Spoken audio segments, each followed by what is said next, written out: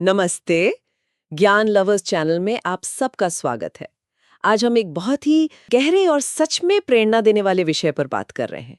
महान अंग्रेजी कवि जॉन मिल्टन। जब वो पूरी तरह से देख नहीं सकते थे, तब उन्होंने अपने विश्व प्रसिद्ध महाकाव्य पैराडाइज लॉस्ट और पैराडाइज रीगेन्ड आखिर लिखे कैसे। तो आज हम यही समझने की कोशिश करेंगे कि ये असाधारण काम कैसे मुमकिन हुआ। चलिए तो फिर इसे समझते हैं। पहले बात करते हैं मिल्टन के अंधत्व की। उनकी नज़र धीरे धीरे जा रही थी और 1652 तक, वो लगभग 44 इयर्स के थे, तब तक वो पूरी तरह से देख नहीं पाते थे।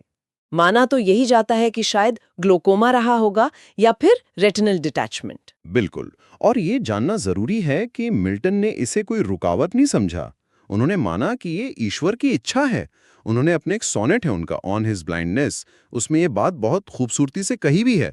इसे एक चुनौती की तरह लिया उन्होंने। तो फिर सवाल ये है कि बिना देखे लिखा कैसे इतना सब कुछ। यहाँ बात बहुत दिलचस्प हो जाती है। सुनने में आया है कि उन्होंने ऑरल कंपोजिशन यानी मौखिक रचना का तरीका अपनाया। हाँ, और इसमें सबसे गजब की बात यह है, मिल्टन अपने मन में ही कविता की पंक्तियां बना लेते थे। उन्हें पूरी तरह से जमा लेते थे, व्यवस्थित कर लेते थे। अक्सर रात में या सुबह बिल्कुल जल्दी, जैसा उन्होंने खुद कहा भी है, I wake at night with verses in my head. रात में ही उनके दिमाग में पंक्तियां आ जाती थी। कभी 20, कभी 40 पंक्तियां एक बार में तैयार। अच्छा, पर फिर उन पंक्तियों को कागज पर कौन लाता था? ये तालमेल कैसे बैठता होगा? हाँ, तो यहीं पर असिस्टेंट्स की सहायकों की भूमिका आती है। मिल्टन अपनी बनाई हुई पंक्तियां बोलकर लिखवाते थे, डिक्टेट करते थे। इसमें उनकी बेटियां थीं, खासकर एन और डेब्रा मिल्टन। उनके दोस्त थे दूसरे कवि भी, जैसे एंड्रू मार्वेल, और कुछ खास सहायक भी थे जिन्हें अमेनुएंसिस कहते थे। अमेनुएंसिस? जी, ये इनका काम ही यही होता था, लेखक जो बोल रहा है उसे लिखते जाना। और ऐसा नहीं कि बस लिख दिया। मिल्टन बाद में वो सब सुनते थे, उसमें सुधार भी करवाते थे। ये तो कमाल की प्रक्रिया है, पर इसके पीछे कोई असाधारण क्षमता तो जरूर रही होगी। निश्चित रूप से।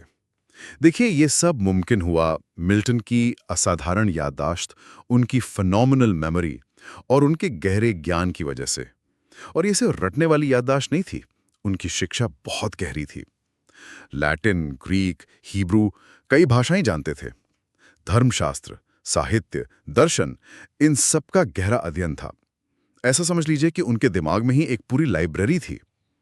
इसी ज्ञान के भंडार ने उन्हें पैराडाइज लॉस्ट जैसा जटिल महाकाव्य, जिसमें 10,000 से ज्यादा पंक्तियां हैं, उसे पूरी तरह से याददाश्त के आधार पर रचने में मदद की।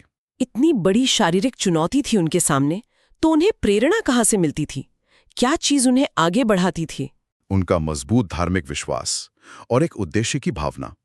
वो मानते थे कि ईश्वर ने उन्हें ये जो लिखने की प्रतिभा दी है, वो एक खास मकसद के लिए है। और उनका अंधापन भी शायद उसी बड़ी योजना का हिस्सा था। उनका एक और सोनेट है, sonnet 19, when I consider how my light is spent.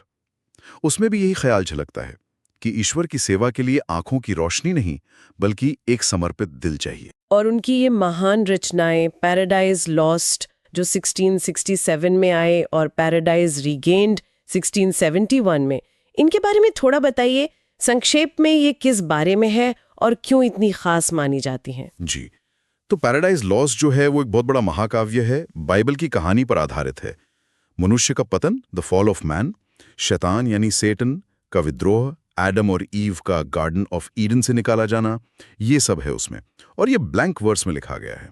और पैराडाइज रीगेन्ड जो है वो तुलना में छोटा है। उसमें ईसा मसीह कैसे शैतान के प्रलोभनों का सामना करते हैं, उन पर जीत हासिल करते हैं, उस पर केंद्रित है। ये दोनों ही रचनाएं अपनी भाषा की समृद्धि, अपने गहरे विषय जैसे अच्छाई, बुराई, स्वतंत्र इच्छा, ईश्वर का न्याय और अपने जटिल विचारों के लिए अंग्रेजी साहित्य की मास्टरपीसेस मानी जाती हैं। खासतौर पर पैराडाइज लॉस्ट में सेटन का जो चित्रण है वो बहुत जटिल और प्रभावशाली है। मिल्टन खुद को अंधे कवि होमर की परंपरा में देखते थे।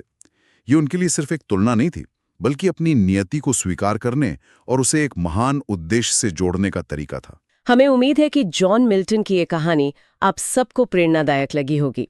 वीडियो पसंद आया हो तो इसे लाइक जरूर करें और ज्ञान लवर्स चैनल को सब्सक्राइब करना ना भूलें। देखने के लिए बहुत बहुत धन्यवाद। अगर आपको ये जानकारी उपयोगी लगी तो इसे अपने दोस्तों के साथ साझा भी कर सकते हैं।